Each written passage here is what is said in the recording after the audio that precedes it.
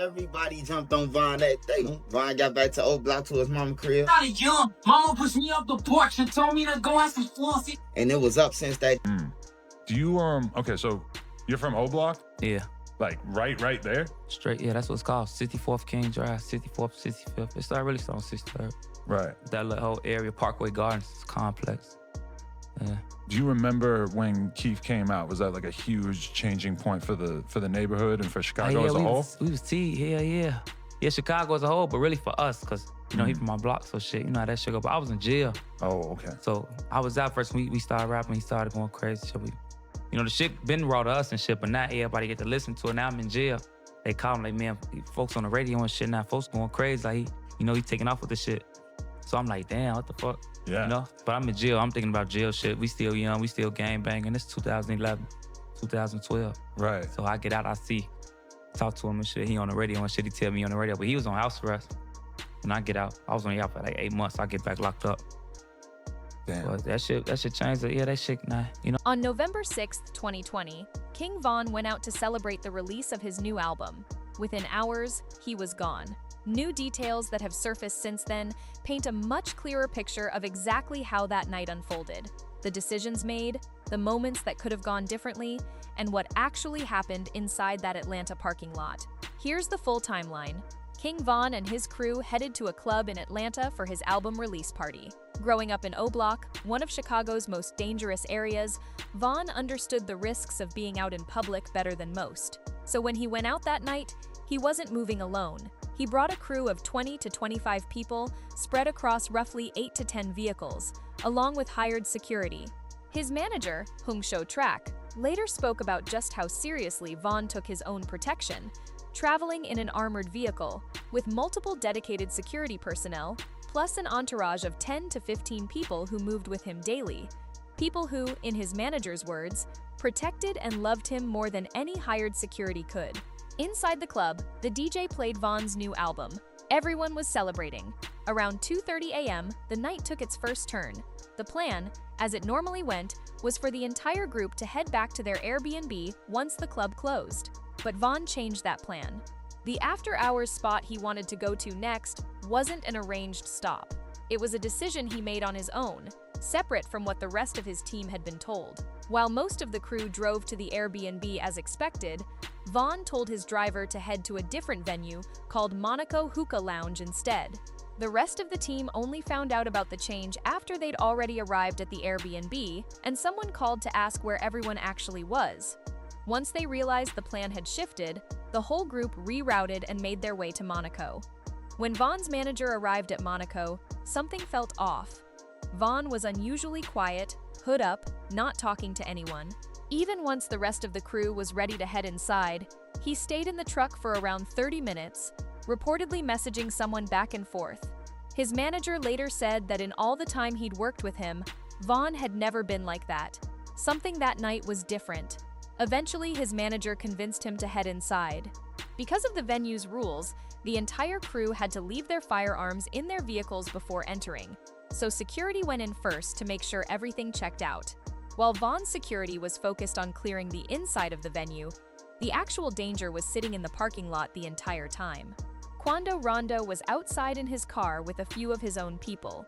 One of Von's security members did a sweep of the parking lot to see who else was around and spotted Quando Rondo's car. He went and told Von directly that Quando was there. Von's reaction was immediate. He jumped out of the truck and moved straight toward where Quando was. His own team could tell instantly that this wasn't going to stay calm and tried to get him to settle down, but it didn't work. Von walked around the front of a white vehicle, made eye contact with Quando, and the two of them started fighting on the spot. Only a few seconds into the physical altercation, Quando's close associate Lil Tim came around from the back of the same vehicle with a firearm and opened fire, hitting both Von and Von's manager in the leg. Members of Von's group who were still armed returned fire immediately, hitting Lil Tim and dropping him to the ground a short distance away. At nearly the same moment, two off-duty officers working security nearby and one on-duty officer arrived from different directions, coordinating over radio before firing multiple rounds into the area. One of Von's crew members was struck during that exchange as well. Throughout this entire sequence, Vaughn was still in the middle of the street with Quando right beside him. Some online speculated Quando had been trying to grab Vaughn's chain before fleeing, but his manager has since said Vaughn wasn't wearing jewelry that night at all, and that, according to people standing closer to the situation, Vaughn was actually holding on to Quando rather than the other way around, refusing to let him get away. Once the gunfire stopped, the priority became getting Vaughn to a hospital. His close friend ran directly into the middle of the street, pushed Quando out of the way, and picked Vaughn up to get him to a getaway vehicle, despite having been hit himself multiple times. Vaughn remained conscious for the entire ride. By accounts from people in the car, he was the one keeping everyone else calm, telling them to slow down and just get him to the hospital, saying he was going to be fine. People close to him at the time genuinely believed, based on how composed he was acting, that he was going to make it. At the hospital, Vaughn was rushed into surgery and made it through 2 procedures. He was still alive at that point. According to accounts from family, he became disoriented afterward, got out of bed, and reportedly began struggling with hospital staff while looking for a weapon he didn't actually have on him, something that only became public knowledge later. He went into shock during that struggle and passed away shortly after. The aftermath made national news almost immediately. Officials confirmed that one of 3 people killed that night was King Von, the Chicago rapper who had been in Atlanta with friends. The story spread everywhere within hours. The reaction from some of his rivals was something that drew its own wave of attention. In interviews given afterward, a couple of individuals connected to opposing sides openly admitted feeling happy when they heard the news, despite the obvious gravity of what had happened.